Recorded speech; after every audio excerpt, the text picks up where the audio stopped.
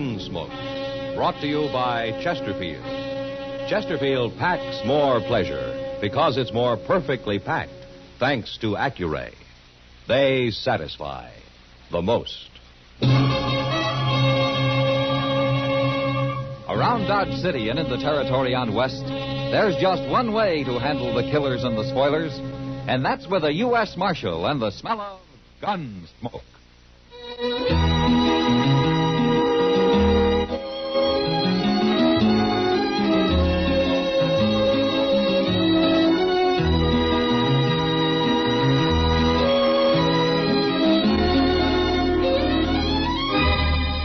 Gunsmoke, starring William Conrad. The transcribed story of the violence that moved west with young America.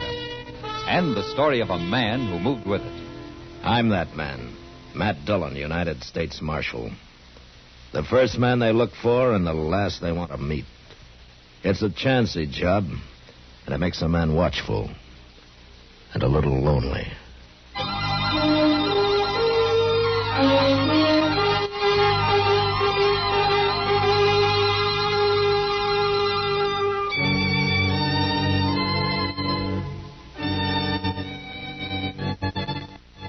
Chester and I were about 30 miles from Dodge when we ran into the buffalo hunters' camp.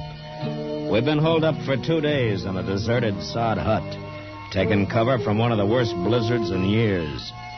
But it was over now, and a warm, dry chinook blew out of the west, down off the Rockies and across the prairie into Kansas. It was Chester who saw the camp first, a pile of buffalo hides half covered by snow, and the skeleton of a wagon, its canvas torn and shredded by the blizzard. The camp was silent as we rode up. We got on.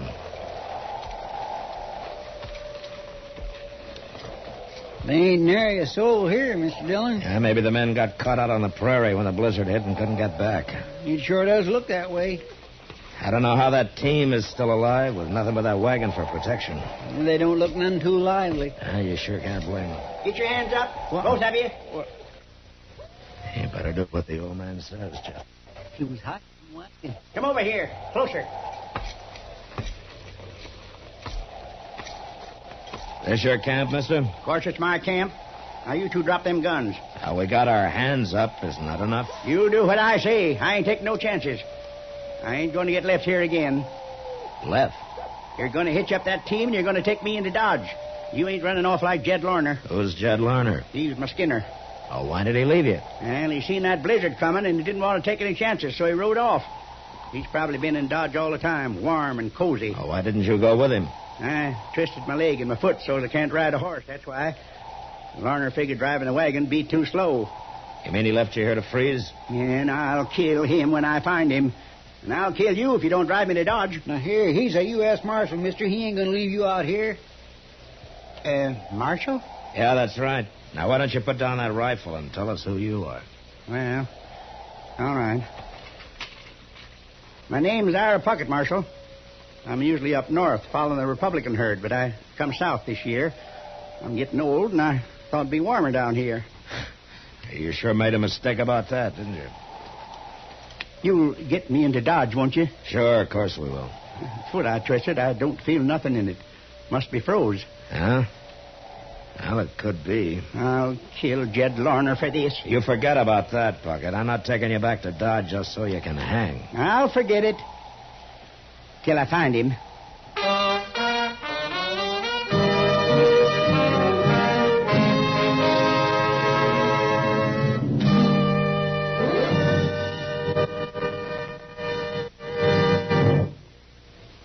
People everywhere are finding that Chesterfield packs more pleasure.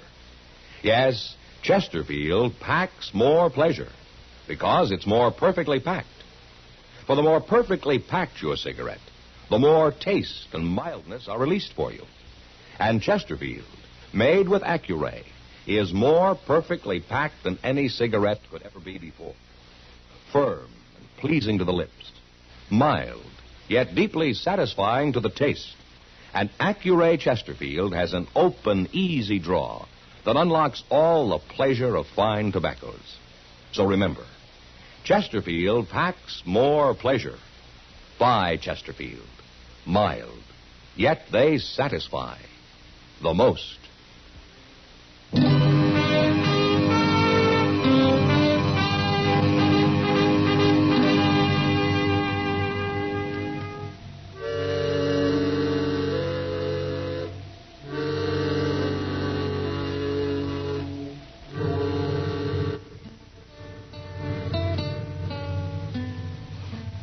Now, how is he, Doc? Oh, he'll be all right, Matt. In time. Well, then his foot wasn't so bad after all, huh? He didn't have much foot left when I got through with him. Oh. But he'll be able to walk with a cane. But his buffalo hunting days are over. How does he know that? I told him. Ira Pucket's a proud man, Matt. A little too proud. Oh, what do you mean?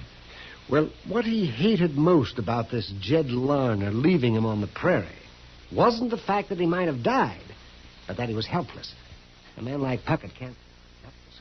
Yeah, I see. So now, all crippled up, he's a better man, Matt. Well, he'll get over it, Doc. A man can get used to most anything in time. I've got my doubts about Pucket, though. Well, you know that ornery old goat? He won't even admit how old he is. Oh, how old would you guess, Doc? Oh, he's past 70 anyway. He's in the back there if you want to see him. All right. I'll come with you.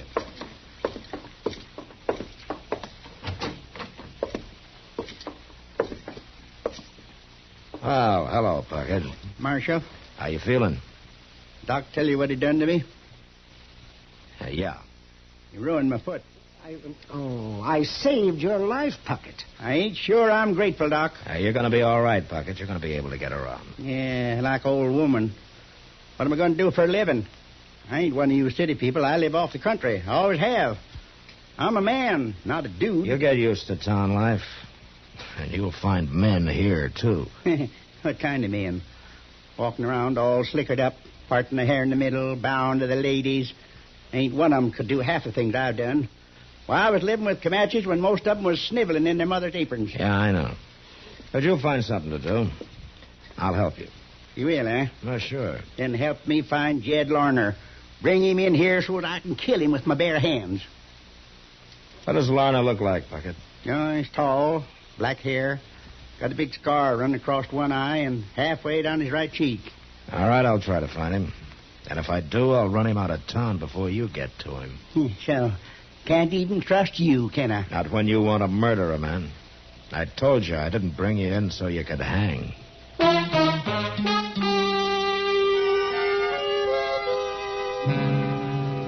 The next few weeks, I kept a sharp eye out for Jed Larner, but he must have headed for some other part of the country.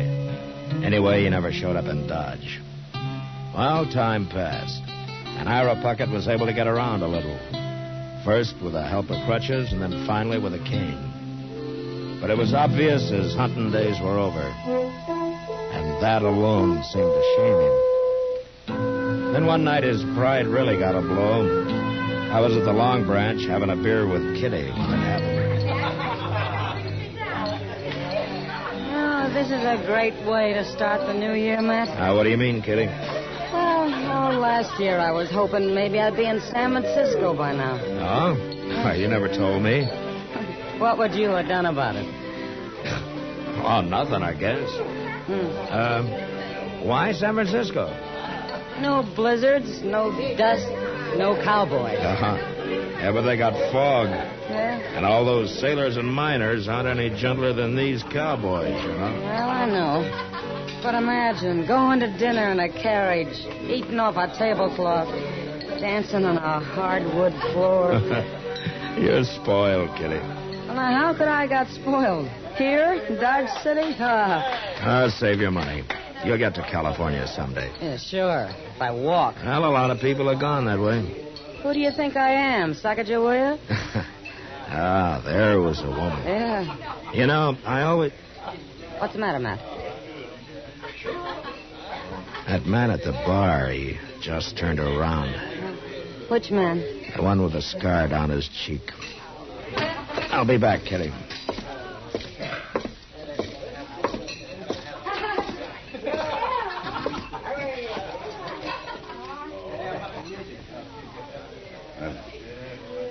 Good evening, Marshal. Evening.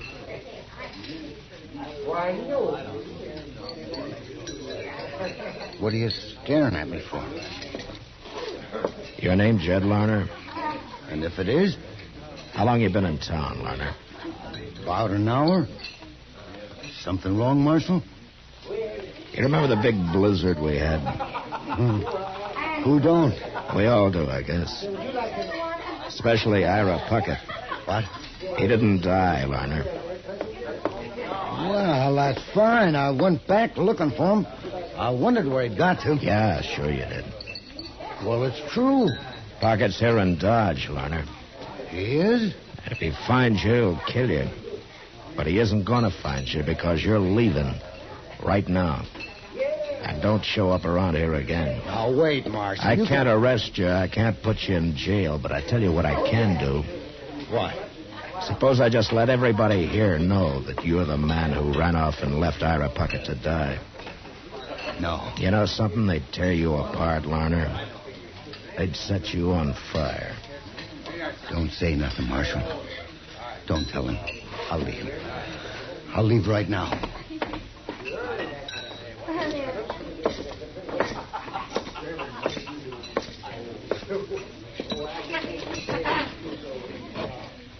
Well, you got rid of him in a hurry.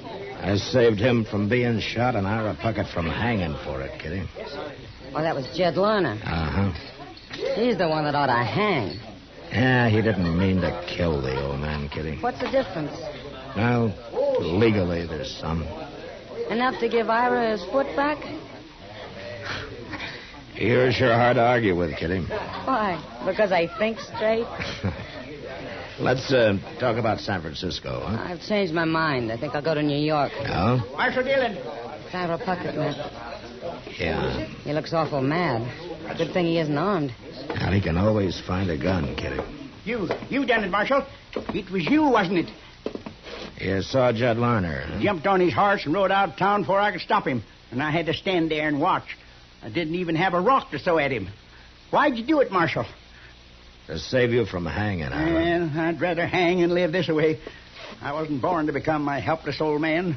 The least you could have done was let me fight my own battle like I always did out on the plain. You took my manhood away from me, Marshal. You're living in town now, Ira, among people. Why don't you get used to it? All right. All right, I will. I'll live like you town people. Fine. Then why don't you start by getting yourself a job? I'm a-going to. I sure am. And it's going to pay me a lot of money, too. What do you mean by that? You'll find out, Marshal. When it's too late.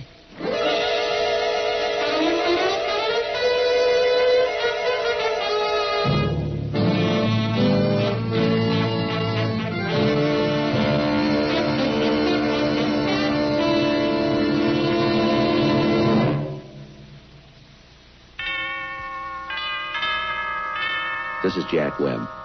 I suppose most of you have made your New Year's resolutions. I guess with most of us, that implies some kind of a change. Well, beginning with this brand new year, we've made a few changes in our Dragnet television show. I like to think the most important is what we call the Dragnet New Look. In our brand new series, we'll show for the very first time the new Los Angeles Police Administration building, the first of its kind in the world. But the biggest change of all is our new television time, 1/2 hour earlier. Now, speaking of a change, here's a great suggestion for 1956. Change to milder, better-tasting Chesterfields. My cigarette. Make it yours. I think this little jingle of ours sums up our case for Chesterfield very nicely. Put a smile in your smoke and just give them a try. Light up a Chesterfield. They satisfy.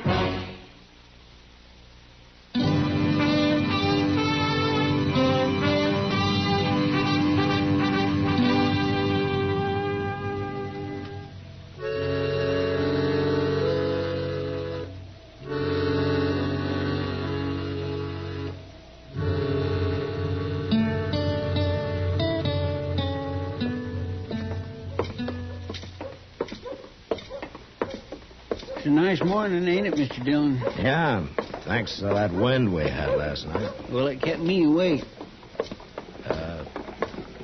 All night, Chester? Well, no, sir, I wouldn't say that. About 15 minutes. Hey, look over there by the bank, Mr. Dillon. Ain't that our Pucket? Yeah. That's the first time he's had his team and wagon out. Where you reckon he's going? Right now, he's gone into the bank. Well, what's he carrying that shotgun for? He can't do no hunting in the bank. Yes, he can, Chester. Come on. Mr. Dillon, you don't mean to say old Pucket's going to hold that bank up? He said last night he's going to start living like town people and get a job and make a lot of money. This could be his idea of how to do it. You sure couldn't have no other reason to carry that shotgun in there. You going in after him, Mr. Dillon? Yeah. Well, he's got a shotgun. I know. Look, Chester, take his team and wagon off somewhere. Lead him around back of the bank, huh? Out of sight. Maybe we can handle this without a shooting. All right, sir.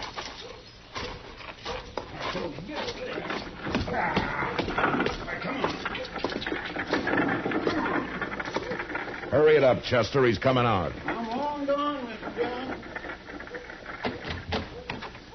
Marshal. Come on out, Pucket. I'm not stopping you. You better not try it. I can shoot with one hand, Marshal. Yeah, sure. Don't you try to follow me. Hey, wait a minute. Wait. Where's my wagon? Where's my team? You're in a bad fix, Pucket. Somebody stole them. I can't get away without my team. No, you can't, Pucket. So you might as well give up. You've done it. You're behind this, Marshal. You gonna shoot me? Why shouldn't I? Because you're in enough trouble already. And shooting me won't help a bit. You're trapped, Pucket, and there isn't a thing you can do about it. Now, you use your head. All right. Here. Here's the money. Now, you bring my outfit back. I ain't going to jail, Marshal. It's like I said, Pucket, shooting me isn't going to help you. And I'm not going to do a thing about your outfit. You think you outsmarted me, don't you? Give it up, Pucket. You're licked. Yeah, well, Oh, I can't shoot you, Marshal. Here, take the gun. Good. I'm nothing but a helpless old fool.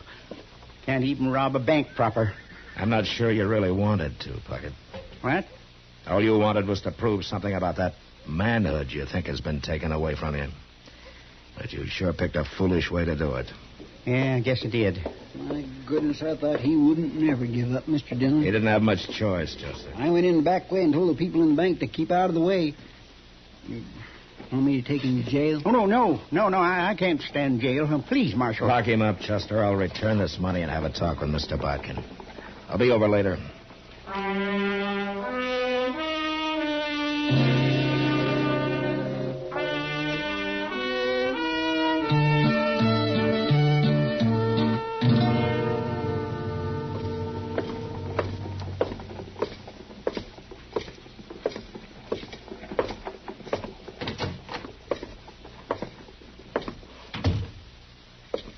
I thought I told you to lock him up, Chester. Well, I started to, Mr. Dillon, but I just couldn't stand the look on him when I got him in the cell. Ira, you know, it seems to me everybody treats you pretty well. Yeah, everybody but Jed Larner. That's true. But Chester and I brought you in. Doc saved your life. I kept you from hanging, and if I hadn't outsmarted you at the bank, you'd probably be lying dead somewhere now. You know.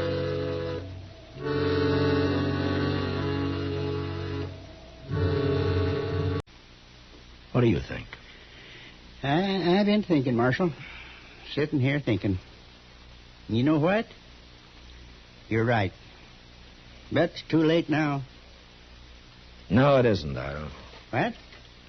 I explained everything to Mr. Bodkin at the bank, and he's willing to drop any charges against you.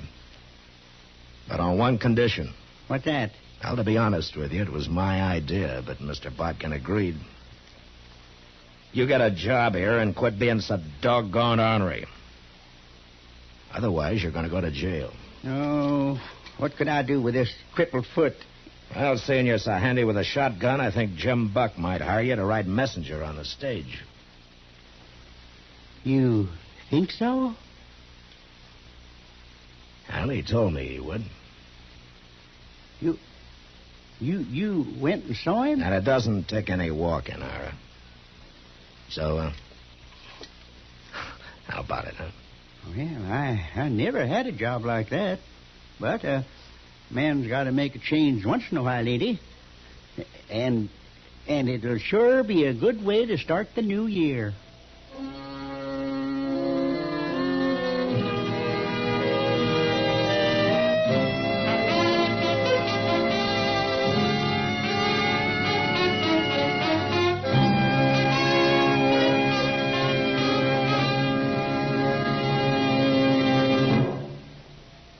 In a moment, our star, William Conrad. People everywhere are finding that Chesterfield packs more pleasure. Yes, Chesterfield packs more pleasure because it's more perfectly packed. For the more perfectly packed your cigarette, the more taste and mildness are released for you. And Chesterfield, made with Accuray, is more perfectly packed than any cigarette could ever be before. Firm and pleasing to the lips, mild, yet deeply satisfying to the taste. And Accuray Chesterfield has an open, easy draw that unlocks all the pleasure of fine tobaccos. So remember, Chesterfield packs more pleasure.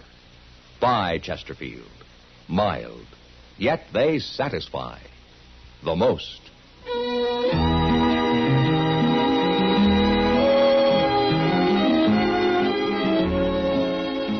You know, out on the high plains, they used to have a saying, never argue with a mule, a cook, or a horse and buggy doctor. Well, next week, an Easterner who never heard that saying comes to Dodge. And he makes the mistake of fighting with the wrong people. He nearly dies as a result of it. But that was the West. Good night.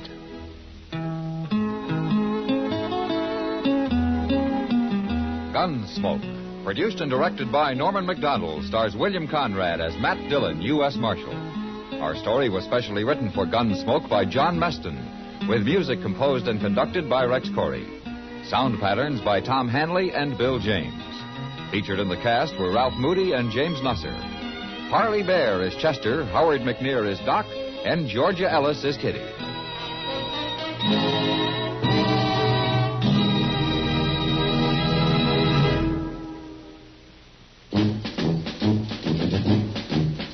Make today your big red letter day, your L&M red letter day. Superior taste and filter, it's the miracle tip. Make today your big red letter day. Change to L&M today. L&M's got everything. Superior taste. And superior filter. Get L&M today. This is it. L&M, superior taste and filter.